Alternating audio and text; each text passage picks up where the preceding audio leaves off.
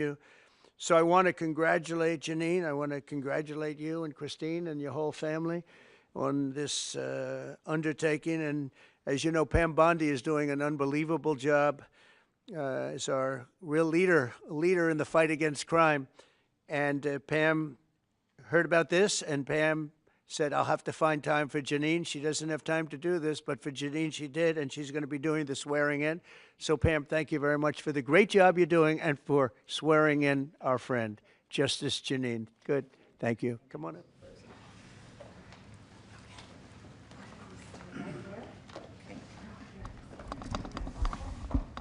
Oh, you're there. There we go.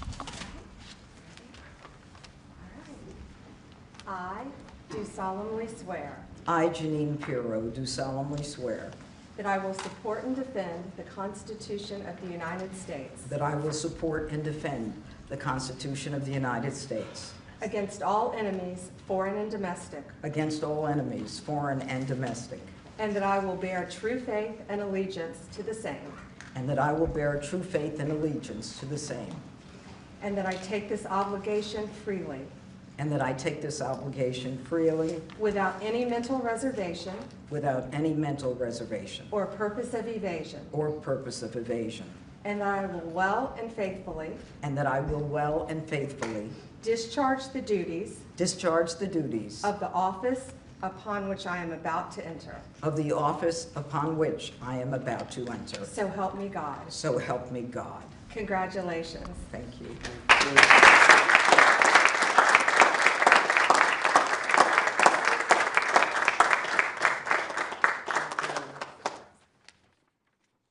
Thank you, Mr. President, and thank you, Madam Attorney General, both my friends for many years. Long ago, I went to law school to study about justice and to bring justice to victims of violent crimes, women, children, and the elderly. I fought to give them a voice in a system that was both blind and deaf to their concerns. I dedicated my heart and soul to making sure that there was a system that responded to them. My profile and my prosecutorial successes garnered public attention, and my life took unexpected turns. Through all of this, President Trump, you have remained as steadfast as one of my earliest supporters and champions. You never wavered. You were always steadfast, trustworthy, and confident. Today, Mr. President, you bring me back to my roots. And it is a larger arena, but no less an arena where we need justice, where we need to send a message that justice will be honored in the District of Columbia. And just last week, here in our nation's capital, two people on the brink of beginning their life had hopes and dreams that were never realized because a cold-blooded murderer made a decision to shoot them down on the streets on a cold, rainy night in our nation's capital. This will not go without just accounting. My voice should be heard loud and clear. No more tolerance of hatred, no more mercy for criminals. Violence will be addressed directly with the appropriate punishment. And this city will again become a shining city on a hill in an America that President Trump has promised to make great again and will make safe again. Mr. President, America thanks you, and I thank you.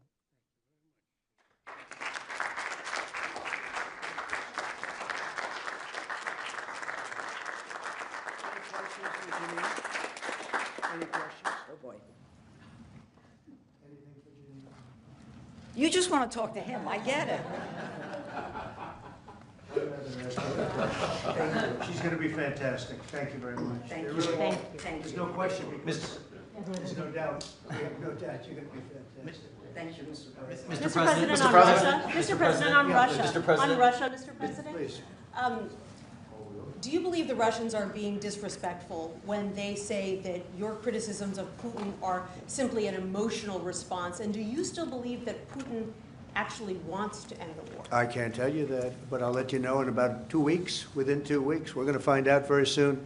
We're going to find out whether or not he's tapping us along or not. And if he is, we'll respond a little bit differently. But it'll take about a week and a half, 2 weeks. We have Mr. Witkoff is here, who's doing a phenomenal job, is dealing with them very strongly right now. They seem to want to do something, but until the document is signed, I can't tell you. Nobody can. I can say this. I can say this, that I'm very disappointed at what happened a couple of nights now where people were killed in the middle of what you would call a negotiation. I'm very disappointed by that. Very, very disappointed. Yeah, please. You've called for an end to the Gaza war. Given the growing humanitarian crisis and the decision of Prime Minister Netanyahu to expand the military operation, do you have any frustration with his handling of the situation of the war? No, we're dealing with the whole situation in Gaza. We're getting food to the people of Gaza.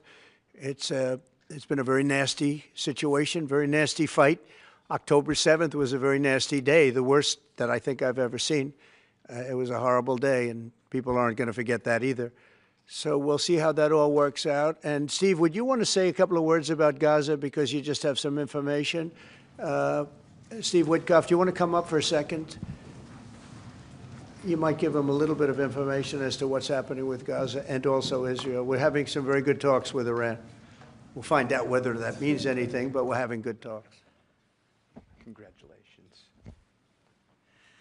Well, hi everybody. I think that we are on the precipice of sending out a new term sheet that hopefully will be delivered later on today. The President is going to review it, and I have some very good feelings about getting to a long-term resolution, temporary ceasefire, and a long-term resolution, a peaceful resolution of that conflict. Mr. President, you said It's having to do with Iran. We're having very good talks with Mr. President, you said yesterday that Putin is playing with fire. What will be the consequences for Russia if Russia continues to Well, I'm not going to tell you exactly, but the words speak pretty loud. We're not happy about that situation. I think we're doing very well with Iran.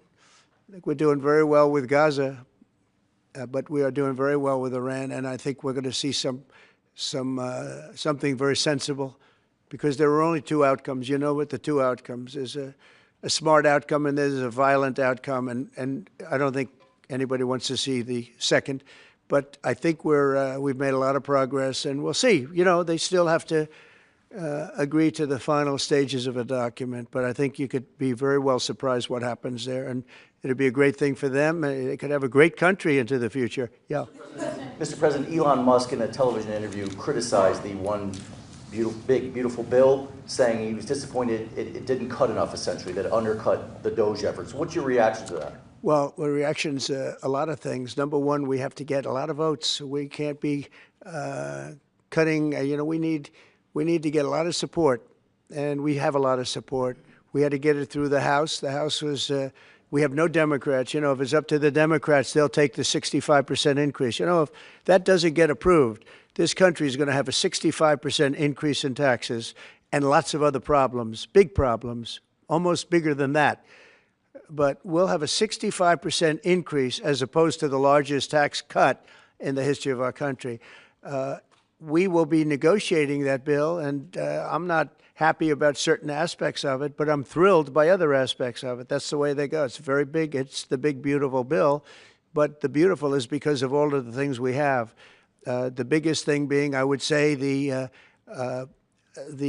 level of tax cutting that we're going to be doing. We're going to make people really be able to. We'll have the lowest tax rate we've ever had in the history of our country, and tremendous amounts of benefit are going to the middle-income people of our country, low and middle-income people of our country.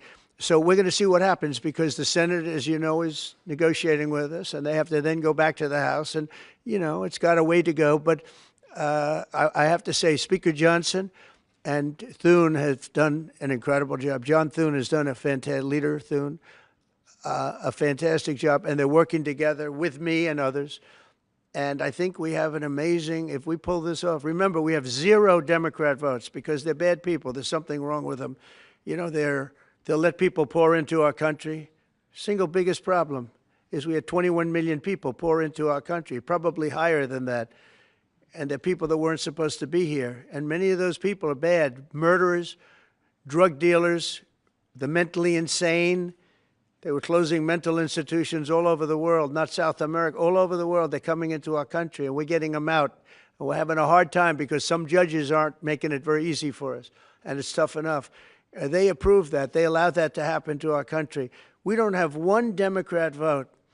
And if I were a Democrat, I'd be voting for this bill, and I'd get elected to any position I want as a Democrat. They're crazy. They're voting for a 65% tax increase. And they're only doing it for hatred. They're not doing it for any reason. They know it's terrible.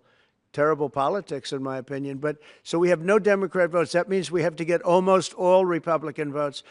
And I think we're very close to doing that. I think it'll be very successful. Yeah, please. Mr. President, Wall Street analysts have coined a new term called the taco trade. They're saying Trump always chickens out on your tariff threats, and that's why markets are higher this week. What's your response to that? I kick out?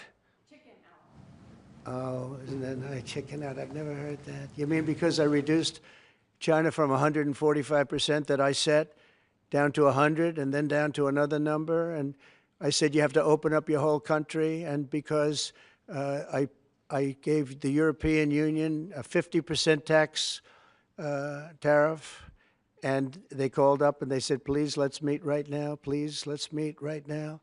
And I said, okay, I'll give you till July 9. I actually asked them, I said, what's the date? Because they weren't willing to meet. And after I did what I did, they said, we'll meet anytime you want. And we have an end date of July 9th. You call that chickening out? Because we have $14 trillion now invested, committed to investing when Biden didn't have practically anything. This country was dying. You know, we have the hottest country anywhere in the world. I went to Saudi Arabia. The king told me. He said, you got the hottest, we have the hottest country in the world right now. 6 months ago, this country was stone cold dead.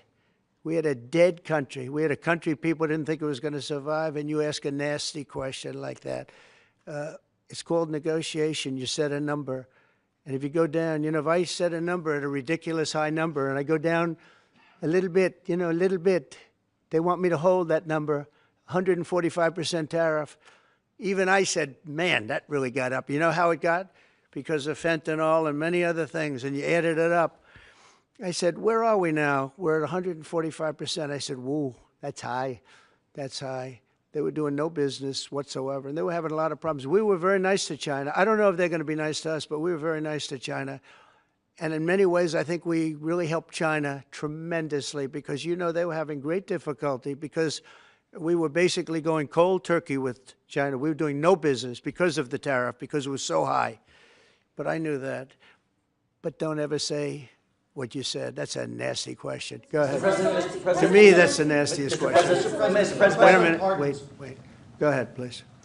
Go ahead. President Zelensky says he's ready to sit down with you and Vladimir Putin in Geneva, and it sounds like General Kellogg is working on preparations for that. Are you planning to sit down with the two of them? Well, I will if it's necessary. You know, it takes. We have to. I think I'm at this point. I wish it would have been that way a couple of months ago, but at this point, we're working on President Putin, and we'll see where we are. I think we're doing fine, but we'll see. I don't like what's happening. That's one thing I'll say. I don't like when I see rockets being shot into cities. That's no good. We're not going to allow it. You've always said that the war never would have started if you were Would have never happened, and it yet didn't he happen. doesn't seem willing to do anything that you want him to do. Do you still believe that he wouldn't have launched the war? No. We would have never had a war. We would have never had a war. If I were president, if the election weren't rigged, you wouldn't have had the war. You wouldn't have had the war. You wouldn't have had inflation. You wouldn't have had October 7th. That would have never happened because Iran was stone cold broke. They didn't have any money to give to Hamas or Hezbollah. You wouldn't have had that Afghanistan most embarrassing moment in the history of our country. You wouldn't have had any of it. You wouldn't have had inflation because energy costs. Look what happened. I brought inflation down to practically zero. And all of the groceries and all of the eggs and all of the things that you've been hearing about, they're back down. They're way down from where they were. I did something in 4 months that nobody's seen. And I have to say, in 4 months, and I said it before, and everyone's talking about it all over the world, we've got the hottest country anywhere in the world right now. We're the only country anybody's even talking about. All right, please go ahead. What stopped you from imposing new sanctions on Russia?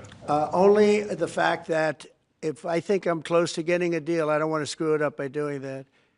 Let me tell you, I'm a lot tougher than the people you're talking about, but you have to know when to use that. If I think it's going to hurt a deal, this isn't my war. This is Biden's war, Zelensky's war, and Putin's war. This isn't Trump's war. I'm only here for one thing, to see if I can end it, to save 5,000 lives a week and a lot of money, the money being much less important, because I made that money. I went to Saudi Arabia, Qatar, and UAE, and we brought back $5.1 trillion. So I made that money in about 2 hours, the money that we're talking about, but it's still think of it, $300 billion we've spent with no checks, no balances. They just send cash.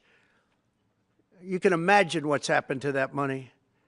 I never saw anything like it in my life, but I'm more interested because I picked up $5.1 trillion and, by the way, got a beautiful, big, magnificent, free airplane for the United States Air Force, okay?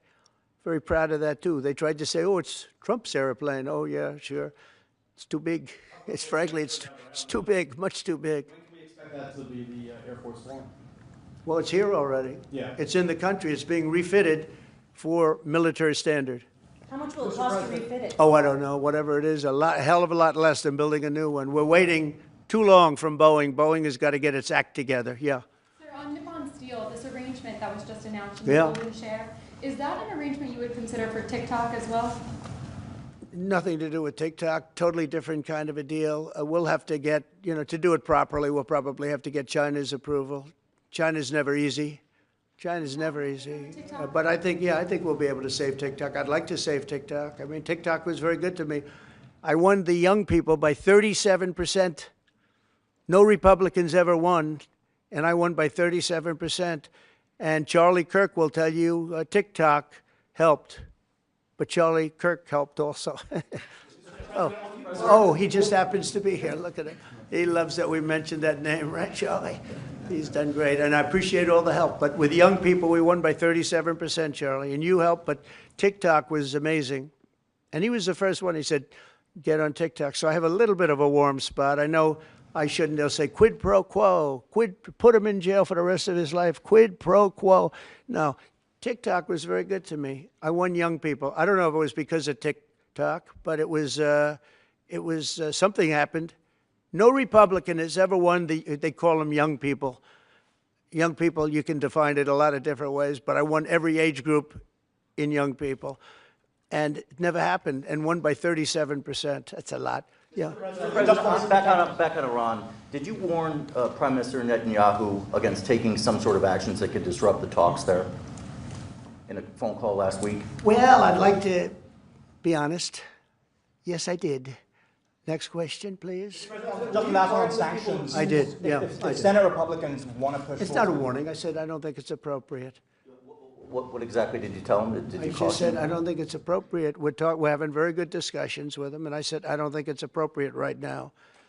Because if we can settle it with a very strong document, very strong, with inspections and no trust. I don't trust anybody. I don't trust anybody. So no trust. I want it very strong where we can go in with inspectors. We can take whatever we want. We can blow up whatever we want, but nobody getting killed. We can blow up a lab, but nobody's going to be in the lab, as opposed to everybody being in the lab and blowing it up, right? Two ways of doing it. Yeah, I told him this would be inappropriate to do right now because we're very close to a solution. Now, that could change at any moment. Could change with a phone call. But right now, I think they want to make a deal, and if we can make a deal, save a lot of lives. When do you think a deal could happen on Iran? On which? a deal with Iran could happen? When do you Oh, I think? don't know. I think over the next couple of weeks if it happens. Yeah. And on the, when could the administration resume the interviews for foreign students' visa? When do you think your administration could resume these interviews? On what? For the foreign student visa. Yesterday there was... For the French visa? For the French too, all but foreign all the foreign students. Oh, for the foreign visas? What are you referring? Foreign visas for what? Are you talking about for colleges? College Okay, so students. you're off of Israel. Now you're talking about colleges, right? Yes, now. Okay. Well, we're going to see. Look, Harvard has been a disaster. They've taken plus, by the way, $5 billion plus. $5 billion. Nobody knew that they were making this kind. If we didn't do this, we would have never found this out, Pam. They're taking $5 billion. And I'd rather see that money go to trade schools. And by the way, they're totally anti-Semitic at Harvard, as you know, and some other colleges too, in all fairness to them. And it's been exposed, very exposed. And I think they're dealing very badly. Every time they fight, they lose another $250 million. Yesterday we found another $100 million. And they have, they have a fund, an endowment, $52 billion. All right? They get a lot of that from the United States. And I think it's ridiculous. I think this, everyone's coming up to me saying, we love the idea of trade schools with that kind of money, and money from others, but money from them. You can have the best trade schools anywhere in the world. You give them to Iowa, Indiana, lots of good states, well-run states, and you give them the money. They can only be used for trade schools, and they'll teach people how to build motors and cars and AI. The AI, we're building plants. We're building hundreds of billions of dollars worth of AI plants. Already started, many of them. We've never had a boom like we're having now. You're going to see it. There's never been anything like it. So we're up to about $14 trillion in investments. There's never been anything even close. You look at Biden, this guy, they had people leaving as opposed to investing. And they're doing it because of November 5th, and they're doing it because of the tariffs. The tariffs have been tremendous. I can promise you, and I have great respect for the people at the European Union, they wouldn't be over here today negotiating if I didn't put a 50% tariff on. The sad thing is now when I make a deal with them, it's something much more reasonable. They'll say, oh, he was chicken. He was chicken. That's so unbelievable. I usually have the opposite problem. They say, you're too tough. Mr. President, on Harvard, there were some Jewish students protesting on campus yesterday. They said they don't want you making these huge cuts, cutting off student visas to Harvard in their name, because they feel Harvard like it has makes to them show more us. of a target. Okay, Harvard has to show us their lists. They have foreign students. About 31% of their students are foreign-based, almost 31%. We want to know where those students come. Are they troublemakers? What countries do they come? And we're not going to, if somebody is coming from a certain country and they're 100% fine, which I hope most of them are, but many of them won't be, you're going to see some very radical people. They're taking people from areas of the world that are very radicalized, and we don't want them making trouble in our country. So I saw yesterday that in the middle of the UK, there was a nice young man. He wants to go back to school at Harvard, and he looked good to me, but I want to check his past. But we want to be able to see why, these countries aren't helping us. They're not investing in Harvard and all of we are. So why would 31%, why would a number so big? I think, number one, I think they should have a cap of maybe around 15%, not 31%. We have people who want to go to Harvard and other schools. They can't get in because we have foreign students there. But I want to make sure that the foreign students are people that can love our country. We don't want to see shopping centers exploding. We don't want to see the kind of riots that you had. And I'll tell you what, many of those students didn't go anywhere. Many of those students were troublemakers caused by the radical left lunatics in this country. All right, one more question. President, on Harvard, Yeah, go ahead, please. Will you pardon the people who are accused of conspiring to kidnap Michigan Governor Gretchen Whitmer? I'm going to look at it. I will take a look at it. It's been brought to my attention.